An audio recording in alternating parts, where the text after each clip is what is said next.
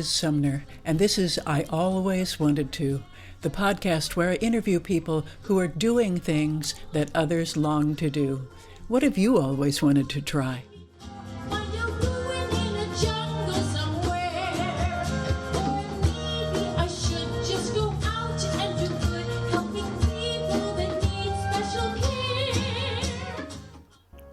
Hi, everyone. Before we get started, I just want to give a quick welcome to new listeners and followers. I'm really glad you're here, and I want to get to know you better. If you have any questions or comments about the show, please email me at liz@lizsumner.com or message me on Facebook or Instagram. If you have time for a 5-question survey, I'd really appreciate your answers. You can find it at lizsumner.com/survey. And if you like what you hear, please share it with your friends and leave us a review on Apple Podcasts or Podchaser. And if you're really a fan, you can support the podcast at patreon.com/alwayswanted. Thank you so much for listening. Here's the interview. My guest today is Heather Herring. For much of her career, Heather has worked in education, teaching from kindergarten through graduate level. In 2012, she and her husband and 7-year-old daughter Willow moved to Brazil for a year. I want to hear that story. Welcome, Heather. Thank you so much, Liz. Tell us how the grand adventure came about. Well, I remember standing outside of a community theater talking to some of my theater friends and saying, it would be great while I still have a young daughter to live somewhere else in the world. And so I had that dream for a couple of years that maybe my family would move to another country and just not be tourists and, not be there for a week or two and see the highlights, but, shop in the local markets and, be normal as much as possible. And that dream faded. She went through kindergarten and into first grade, and I thought, well, now she's in formal school, she'll have friends. And my husband at the time was in graduate school and couldn't leave because he was taking classes. So that seemed to close the door. But then it just came up one winter in New Hampshire with all of the snow, and suddenly he was done with coursework and just needed to write his dissertation. And that just kind of formulated this, there's this actual little window where we could pull up roots and try somewhere. So that was in a March. And March is the cruelest month in New Hampshire. So quickly the idea formed that, we could go somewhere. And I literally pulled out a map of the world and said, well, where could we live? I've visited Thailand. I had a college friend in Thailand. And he said, no, I don't want to learn a new alphabet. And I said, okay. So Thailand was eliminated. And suggested a couple other countries. India, no, too many people. So eventually I said, well, what about Brazil? I did a travel semester study abroad in Brazil in college. And he had actually visited there for the Earth Summit. And so we both been there. We both loved the friendly people. And I just read an article about Brazilians and Cubans were considered the friendliest people on the earth. And so we decided, okay, Brazil it is. So that was in late March. And within 2 or 3 weeks, we planned this idea to rent our home, to rent it out to maybe a university professor and do some sort of exchange. And we had just adopted 2 cats. So that was complicated. And we were on lots of committees and boards and our jobs and everything. So it really came together very quickly. And for about a month, we were, privately planning this. And then we let our bosses know. And we let the world know, I think, in April or May. And we moved in August. So it was pretty quick from idea to fruition. And I had been, in addition to my job, I had been adjunct faculty at the graduate school. And so I had saved enough money for basically 3 airplane tickets and a month or 2 of rent is what I was thinking of. So I knew I had that pot of money to get us started, and we didn't have much of a plan, but to figure it out along the way. So that's how it started. So yeah, it was kind of a rush. And actually, I'd say that's a lesson I have learned throughout this process. So moving a family internationally within just a couple of months was the best way to go. Why plan it for 2 years, right? And now, even when I take a vacation, I find that I don't make up my mind where I'm going to go, or actually buy the tickets, or even know what to go see or do until 2-3 weeks before. So it's taught me to just go with the flow. Were you and your husband together in that kind of flexible planning, or was one of you one way and the other a different way? That's a very good question. He was very organized, like things like what to pack. So very kind of the organizer, and I was in charge of school. So I was communicating with a school. Our daughter had attended a Waldorf school, which is very specific, and that is what geared where in Brazil we would live. So I started looking at the Waldorf schools in Brazil, and there were several, of course, in the large cities, in Rio and São Paulo. And there was a moment that I thought, well, maybe we'll just go ahead and do this crazy big city thing. And then it was just overwhelming. We're like, no, we can't do that. And so we found a Waldorf school that had been established for 30 years in an island off of Brazil called Florianopolis. It sounds Greek, but it's Brazilian. So Floripa is what they call it for short. And so we had decided on that school. So I had been communicating via email, and I think I had a phone call with them in broken Portuguese, and said how old my daughter was and when we were arriving. And so we had basic plans to connect with that school, and that is why we moved to Floripa, was for the school. So one of the stories is, and one of the lessons is, things don't go the way you think they will.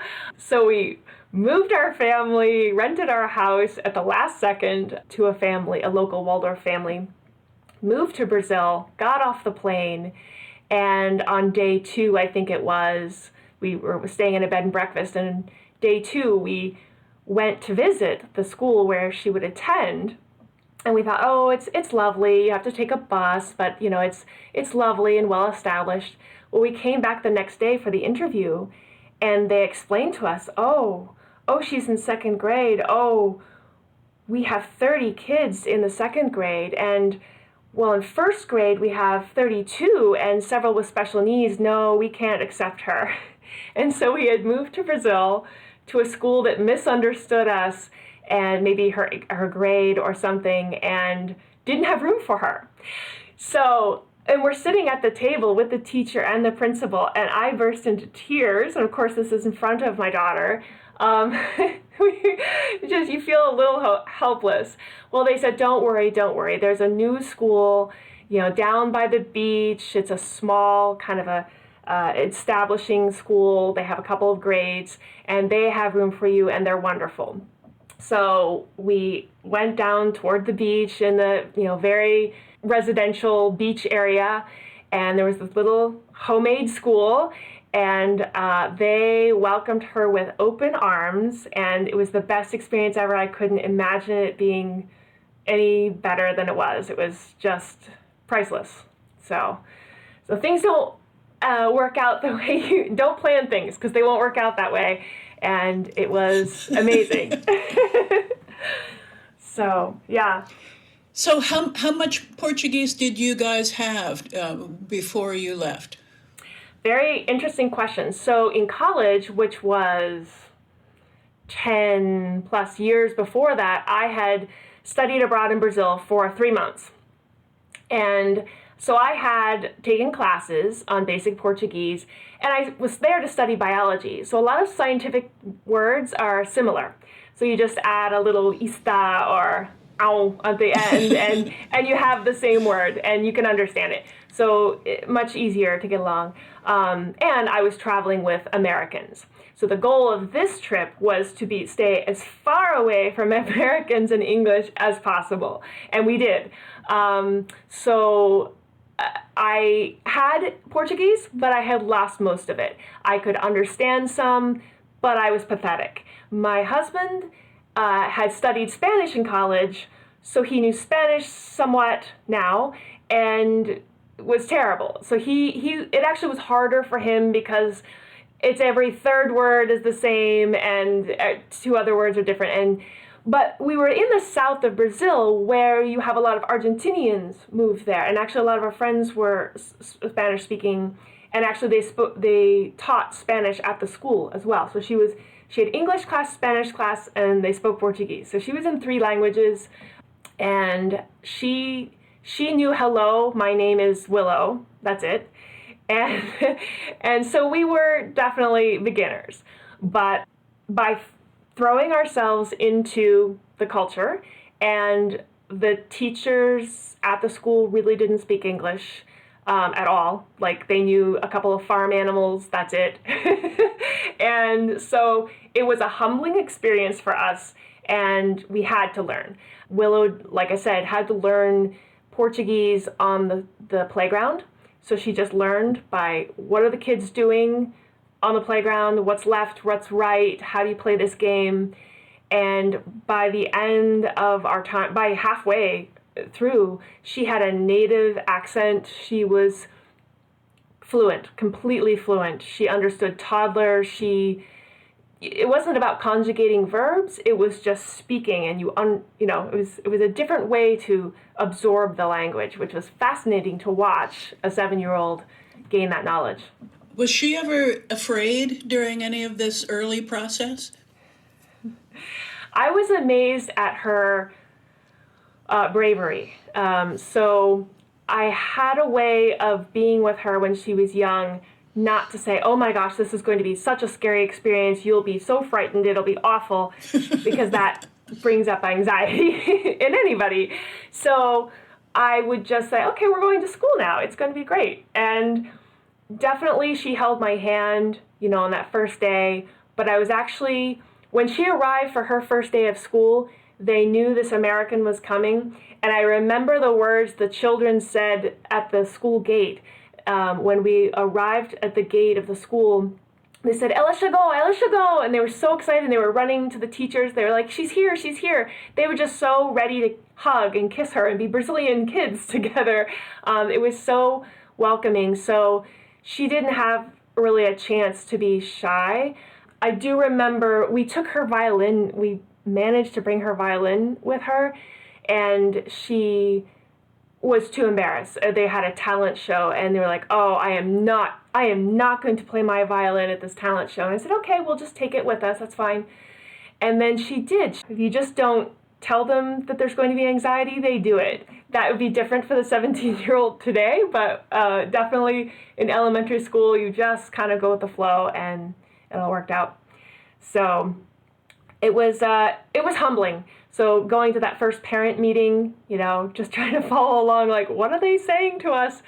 And by the end, understanding everything. And we came a very far distance, and that was from not hanging around English-speaking people as much as possible. What things did you plan that weren't the way you expected, and what things surprised you when you got there? Well, the good part is I had no expectations about what it was going to be like other than the school we chose. So getting past that, then it was like, boo, life is good, So we went there with no jobs. The idea was that my husband he had just learned about an online platform and how he could write for a living online. So that was great. He had online work that he was just starting. But in the beginning, it was very dicey and I remember, I thought it was until Thanksgiving. We arrived in August, and I thought it was okay until Thanksgiving, and then we were concerned about money. But I reread the blog, and it was after the first month, it was concerning, like, well, how are we going to buy more rice? How are we going to buy more toilet paper? Will we make rent? Mm-hmm. So my plan, well, I didn't have a plan. I had no plan. I thought, well, perhaps I could find a job tutoring or teaching English, and that's exactly what I ended up doing. I didn't have an ESL degree, but I'm a native speaker, and I happened to walk into a tutoring place just down the road from where we lived, and a Brazilian woman was looking for a native English-speaking person just like me. So it was a good combination, and the irony is the first children I ended up tutoring were Russian twins, and they were there to learn professional tennis. So again, think of Floripa like Cape Cod. It was like the place to jet into during the summer.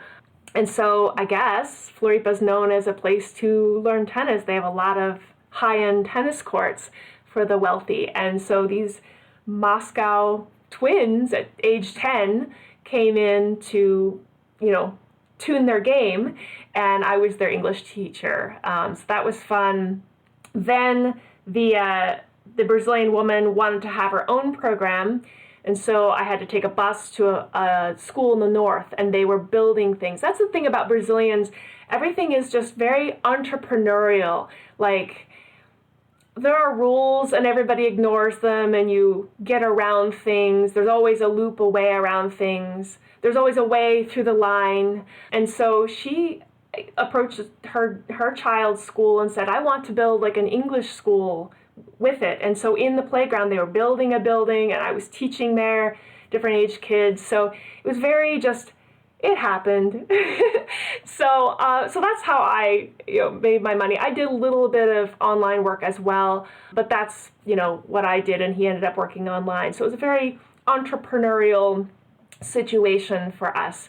There are definitely different visas you can get in which you have a job already and you move to that country, and the rules vary greatly, but that's what we ended up doing. I taught English and he did mostly online work. So that was unexpected. And you live for the day, you live for the week, you live for the month, not knowing if you have enough money for rice or rent. But we were happy. We had this Waldorf community and lots of hiking and just exploring this new world. We'll have more about Carnival and Heather's adventures with the Portuguese language after the break. Are you tired of staring at a blank page waiting for inspiration? Do you have thoughts to share with your community but no time to write? I recommend hiring Kathy's Compelling Content. Kathy Hansen has 25 years' experience writing for the web. She's a PhD-trained researcher with a strong record of curating and synthesizing complex research data. She's deadline-driven and an editor's dream. You can see samples of her work in diverse writing genres and formats at kathyscompellingcontent.com. That's Kathy with a K, Kathy's Compelling Content. The link's in the show notes. We're back with Heather Herring. We lived in kind of this, think about Cape Cod, a little town. It's called Lagoa de Conceição. Everybody called it Lagoa for short. So there's this little lake that's right next to the ocean. So you have water on both sides, the ocean waves and then the calm.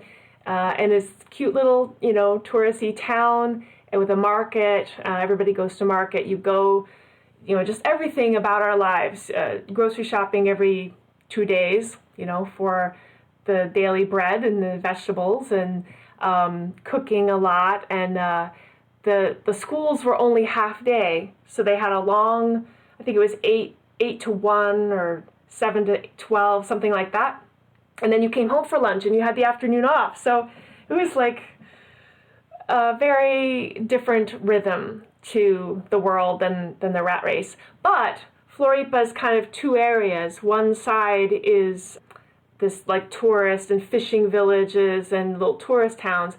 And then you go up over the big mountain with the switchbacks. And on the other side is the city with skyscrapers and downtown and business people. And I dealt very infrequently with that side, but it was where you would go, for the occasional shopping or occasional event like Carnival. Who doesn't move to Brazil without going to Carnival? So they have a special building called a Sambadrome that they use once a year for Carnival. And every neighborhood, it's like when we think about like the Patriots and two different football teams, it's like that for the Carnival. So every neighborhood has its own drum corps. So they practice drumming months before Carnival. I think it starts in October, November, and every Friday night, the local guys would get together and start drumming. And then you have a theme, and you have your colors for each neighborhood. And so you get closer and closer to Carnival. You hear the drums on Friday night. You go down to watch them, kids play. The closer you get to it, then you have kind of the neighborhood show off where you go through the neighborhoods drumming, and it's just an amazing party. And then you actually get to Carnival, and of course it's a long line to get there, and we got tickets to the Sambadrome in Floripa, and we were up, I wrote it down, I can't believe it, we had our 8-year-old at the time up until 4:30 in the morning for the last fireworks of the last parade and the practically nude women, and it was insanely awesome, and we were so tired. We were the Americans that were like, oh my god, it's over. So it was awesome. Yeah, I've actually wanted to go back to Brazil. I feel like I've missed that moment with my daughter to see her friends, because now her friends are, graduating surfer dude, Brazilian teenagers, and they've gone through their goth period, and they're, different schools and everything. But it's like a stream. I don't know that you can step in the same stream twice. The day we left, her last day of school, they were paving the dirt road that her school was on. So it was this red dirt road that just continued down to the beach, So you can just see progress. They've changed the name of the school since we left. But I am still friends with several of the mothers on Facebook. So I say I still speak Facebook Portuguese. I can understand what they say and the jokes, and follow along with, where is Brazil right now with COVID-19, and my heart goes out to them for sure. So does Willow still have all of her Portuguese, or how much has she lost? No. So remember, this is now 10 years ago. And when we came back, we're fluent, we're tan, we're skinny, because you walk everywhere. You walk miles a day in flip-flops, and it's comfortable on hard cobblestone streets. And I came back to my very not diverse, community, and I was like, there's no one here that speaks Portuguese. This would be fake, We learned Portuguese because you needed it in your everyday life, and that's how she learned it, not by conjugating verbs or lessons, but just by speaking. And everybody wanted me to sign her up for lessons to continue her Portuguese, but I felt like it would turn into something you didn't like, and didn't really need. So no. And then she lost her Portuguese, and that was very sad. I have videos of her talking with friends. But no, I think somewhere deep within her, the whole Romance language thing rests, and she has taken French in, middle school and Spanish in high school. And I think her teachers overall say, oh, you have a good accent. I think she picks up the accent of a language pretty easily, but she's not fluent in any of them because she doesn't need to be. It's just for class, and we learn these vocabulary words. So it's a very different way of learning a language. So I hope that she does a study abroad in college as that comes up, and gets opportunities to live elsewhere where you need it and where it's every day. Another place to learn Portuguese publicly was the church. We lived downhill from the old like 1700s Catholic church on the hill. And I'm not Catholic, but I wanted a place of worship, and that was, you either were Catholic in Floripa or you were evangelical. And so we chose to go to the old white church on the hill, and they had their little old ladies, and they had the teens that would sing, and it was a wonderful experience to listen to the padre speak through a microphone Portuguese and understand, okay, they're talking about John, okay, they're talking about Paul, this is what the theme of the day is, and learn that way. And then one day the experience was, Willow liked to dress up back then, and she had some nice dresses. So one day she dressed up in a fancy dress and her little shoes and little socks and headband, and we marched up the hill for church and sat down. And at one point during the service, the padre said, welcome, come down front. And, we want you to come down front, and signaling to us. And the little old lady in front of me said, no, they don't understand Portuguese. And I said, yes, I do. And so we marched down front, and we thought, we've been coming to this church for weeks now. They want to officially introduce us and, announce us to the church. And then I suddenly understood where things were going, and I started blushing, and I turned bright red, and I saw the padre bring over the font of water, and I leaned over to Willow and very casually, quietly said, you're about to get baptized. And so the padre baptized her into the Catholic Church, gave her a sheet of paper with her name on it, her certificate, gave her a candle. She got wet, and Sherman, he didn't know what was going on for most of the time. And then we sat down again, and I ate my words that I knew exactly what was going on. I did not until it was too late. We were so embarrassed. We marched home, and I lived in purgatory for 2 days thinking, oh my goodness, the Catholic Church, baptism is very important in the Catholic Church, and it's a thing against God. Like, what have we done? We've lied, and she's now, and we had this piece of paper. We had this piece of paper with a different child's name on it. Of course, 4 Catholic names. And so 2 days later, I got the courage, and I went back up the hill on like a Tuesday or a Wednesday, and I caught the padre. He was getting into his convertible. He had a baseball cap on and a t-shirt. And I said, Padre, I'm so embarrassed. I'm so sorry. We're not that person. There's a mistake. And I was practically in tears. And he laughed. He laughed and laughed and laughed. He said, don't worry. She's a child of God. Of course she's baptized into this church. Take the piece of paper to my secretary. Get her proper name on it. And he was expecting a German family. And he looked at us and thought we were the German family. And he said, are you ready? Are you ready for church today? And we said, yes, we're ready for church today. But he meant, are you ready to be baptized today? And so yes, so she is officially baptized into UCC Church here in the United States, and she's officially baptized in the Catholic Church on Floripa. So it's a special thing. But yes, sometimes I got into fixes like that all the time. Yeah, yep.